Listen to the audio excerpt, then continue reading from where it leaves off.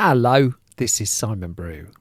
I'm the editor of Film Stories magazine, and a very warm welcome to the Film Stories podcast. Come with me.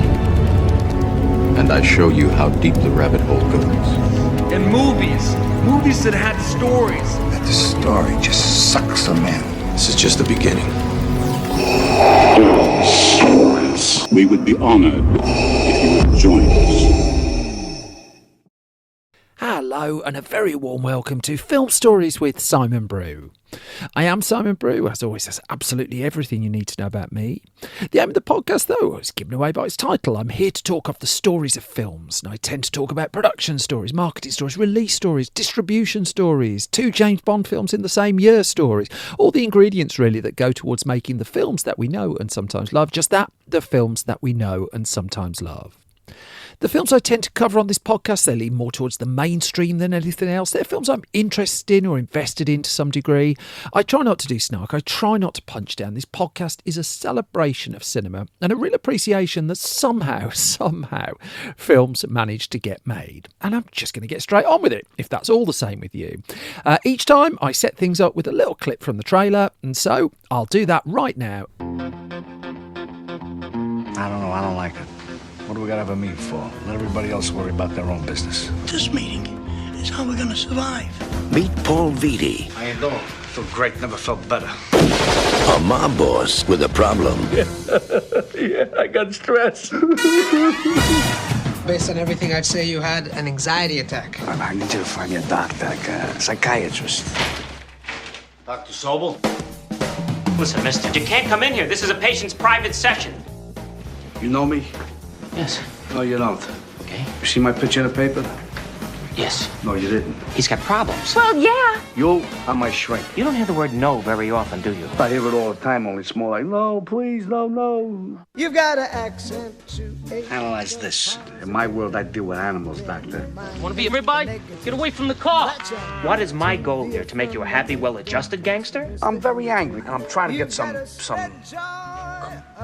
closure on that. You get a dictionary and find out what this closure is. You know what I do when I'm angry? I hit a pillow.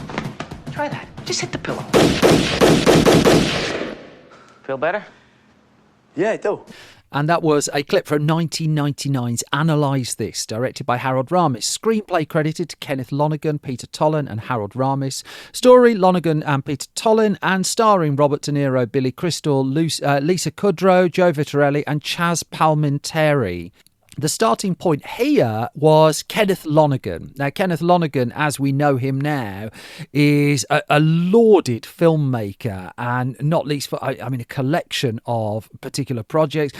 Gangs of New York, he was screenwriter on that. He wrote and directed Margaret, wrote and directed Manchester by the Sea, and also the terrific You Can Count on Me as well.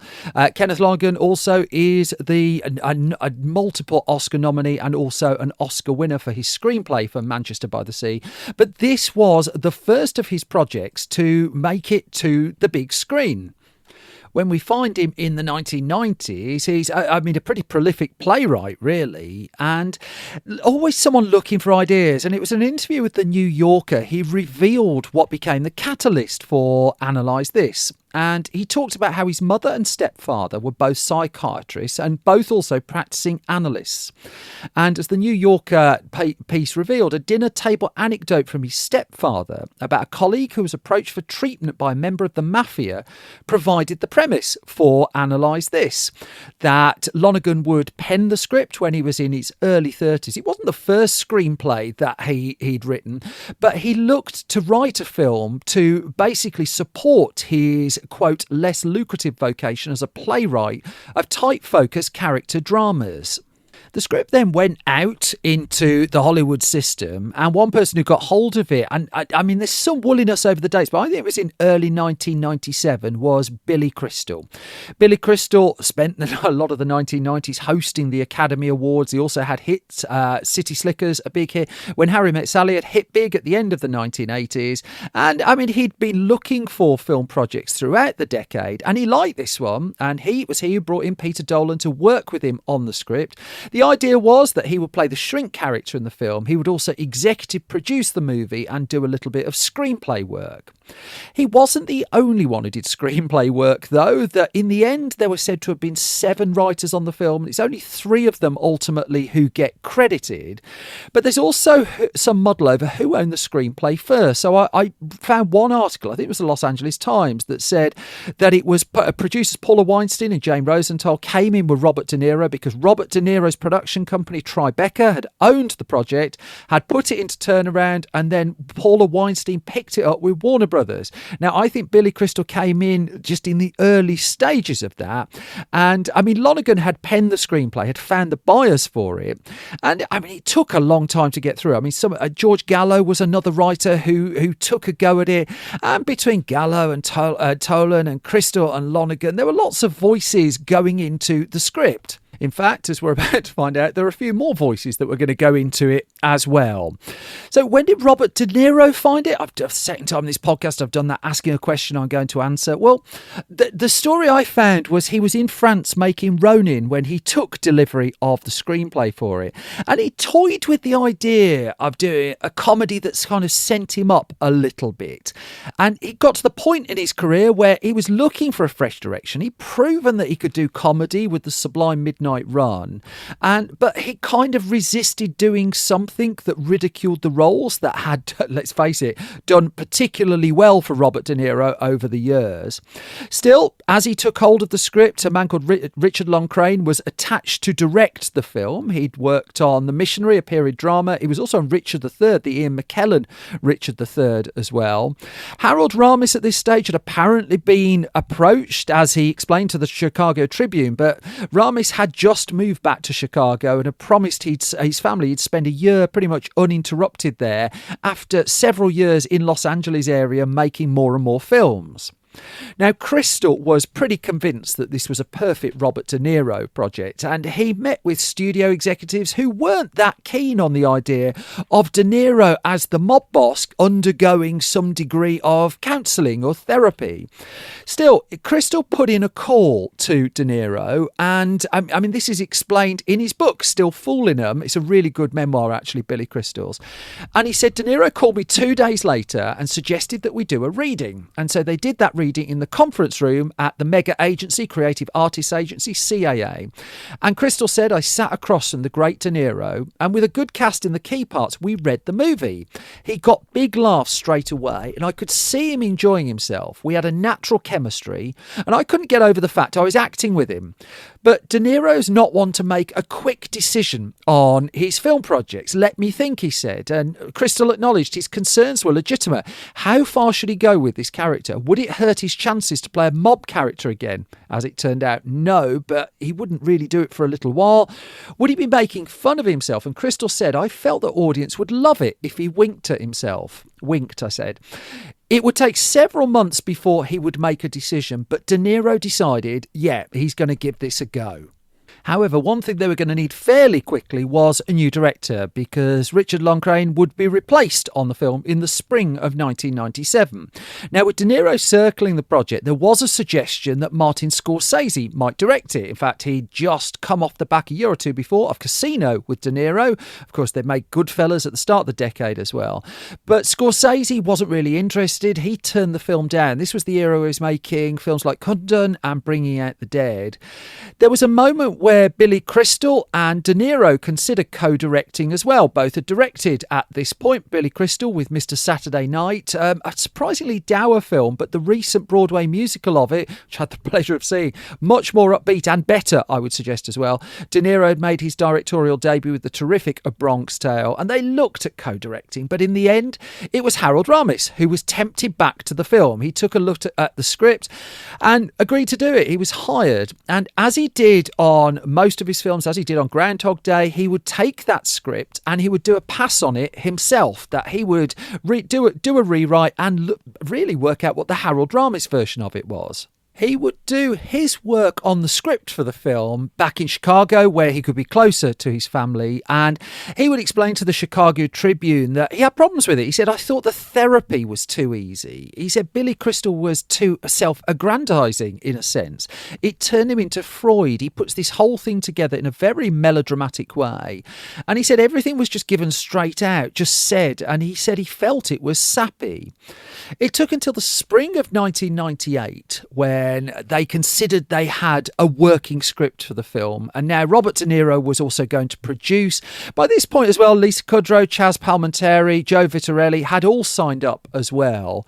The news that De Niro was going to be co-starring had landed the year before. So, I mean, this was out in the open.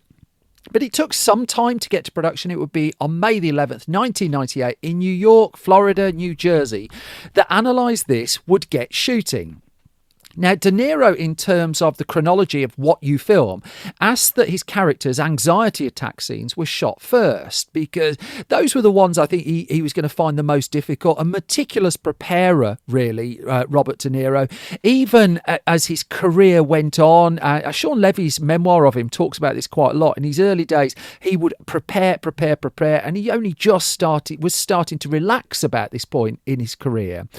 And so De Niro would turn up on set that first day. He would look sleepy and unshaved. And as Crystal tells the story, they then worked through a rehearsal of the first scene they were going to shoot with Harold Ramis.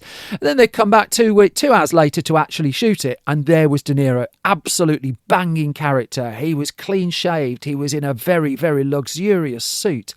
And also, he was out of his comfort zone. He knew it as well. And Crystal says how De Niro whispered in his ear, listen, if you see anything you think could be funny, let me know. He said, just take me aside with any ideas.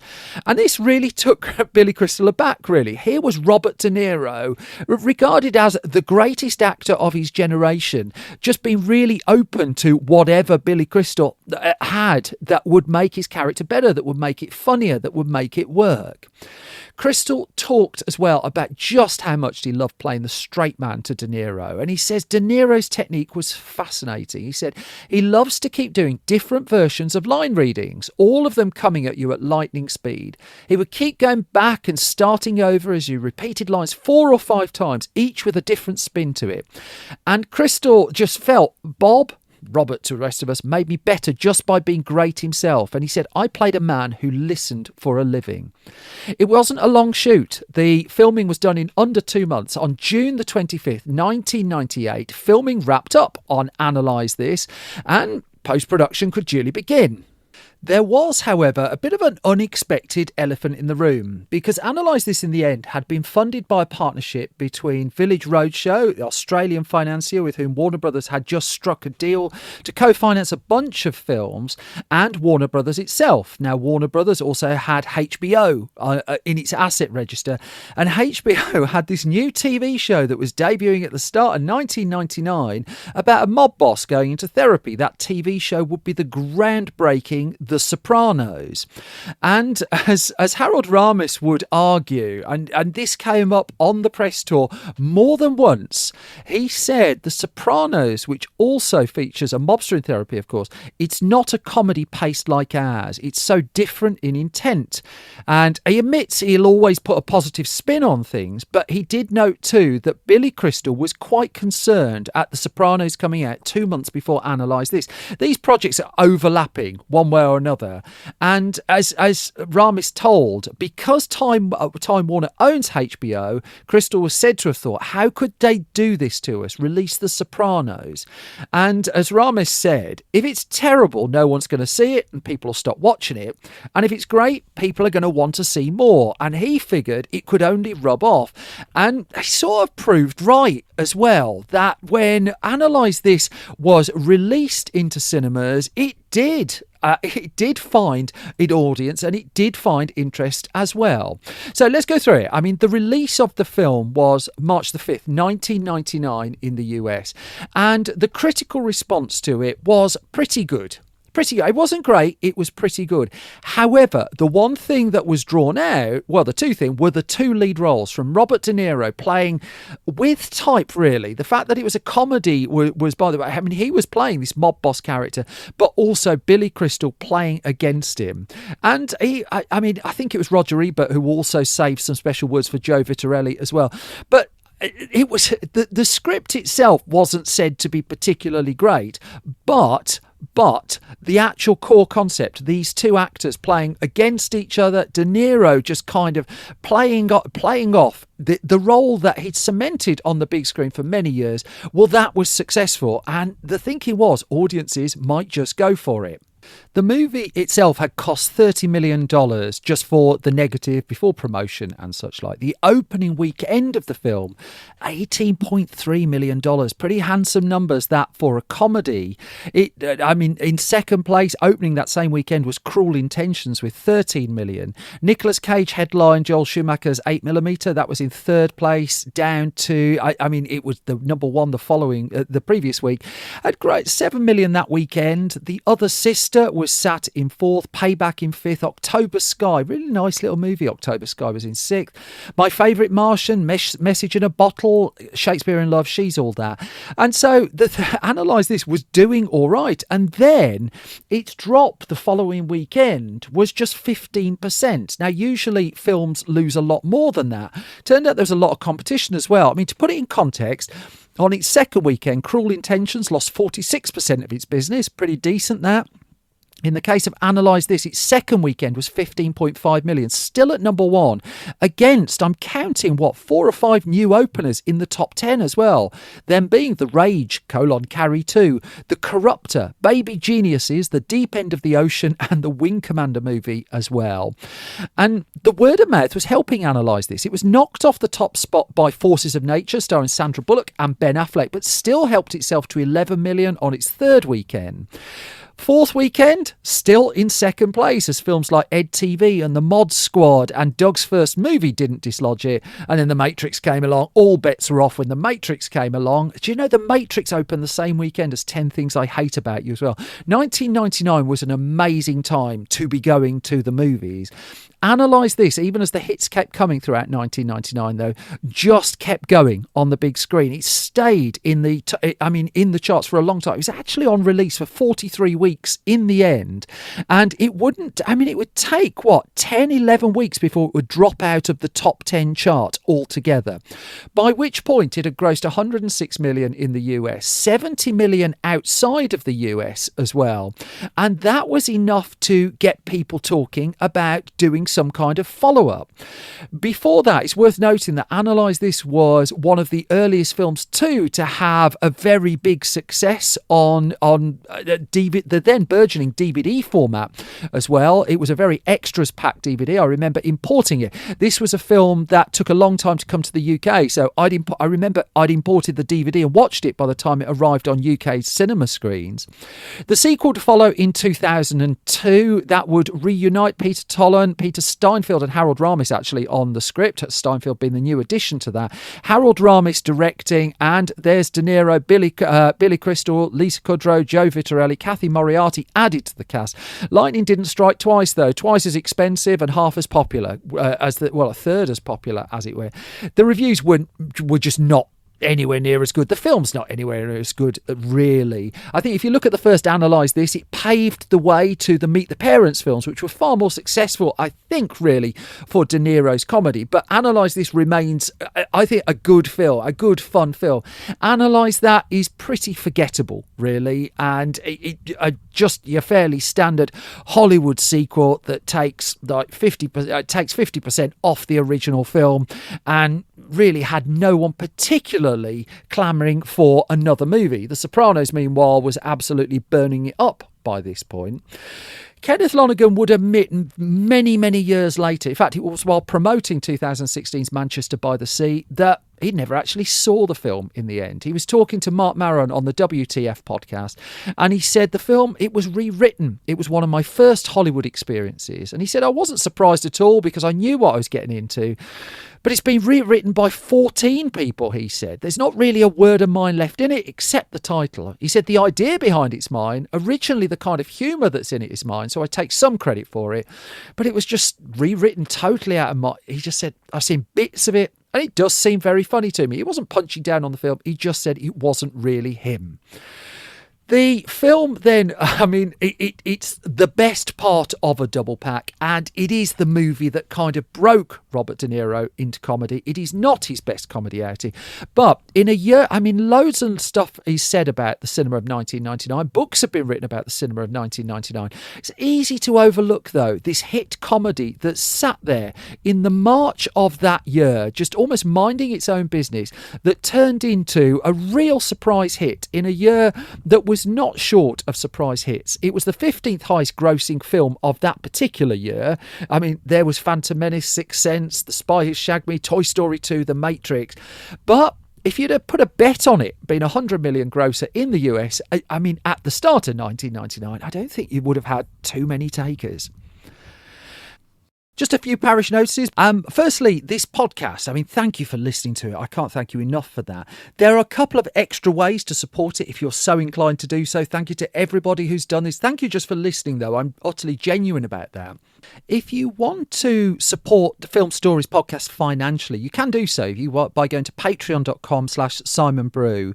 If you put a few coins in the pot there, you get the podcast early pretty much every week. You get it ad-free as well. You find out what we're up to behind the scenes.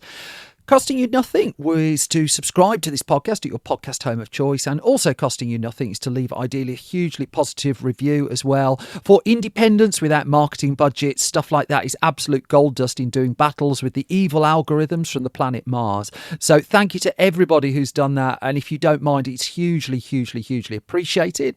And then I have print magazines as well. I've got Film Stories magazine, issue 51 is in production at the moment, and the latest the latest issue of Film Junior, the only print magazine for under 15s that's all about film as well. It's not the only print magazine, it's the only print film magazine in the UK that I know of. Then you can find that also at store.filmstories.co.uk. A new issue of that is on the way too. And that brings me to the end of this latest episode of Film Stories. As always, thank you so much for listening, and thank you for your time. If I've not bored you completely, you can find more from me on Twitter and Blue Sky at Simon Brew. You can find more from the entire Film Stories project on both of those platforms at Film Stories. We're at Facebook, facebook.com/Film Stories Online, youtube.com/Film Stories. You can find our web store at store.filmstories.co.uk, which has got all of our print magazines and our Blu-rays as well. They're all for sale there. And if you go to filmstories.co.uk, that is updated every weekday with movie news, TV news, reviews, features, things like that. We are trying to make a clickbait-free entertainment website, which is a lot easier said than done. The easy way to do it is clickbait and cheat people to get people to read it. We don't want to do it, but we need your support to be able to do that. You will find it at filmstories.co.uk. And that Patreon again, patreon.com/Simon Brew. Thank you so much for your support. As always, the main thing is you all take care. You all look after yourselves. I'm off to watch some more films. I will be back soon with some more film stories. Until the next time. Bye-bye, folks. Bye-bye.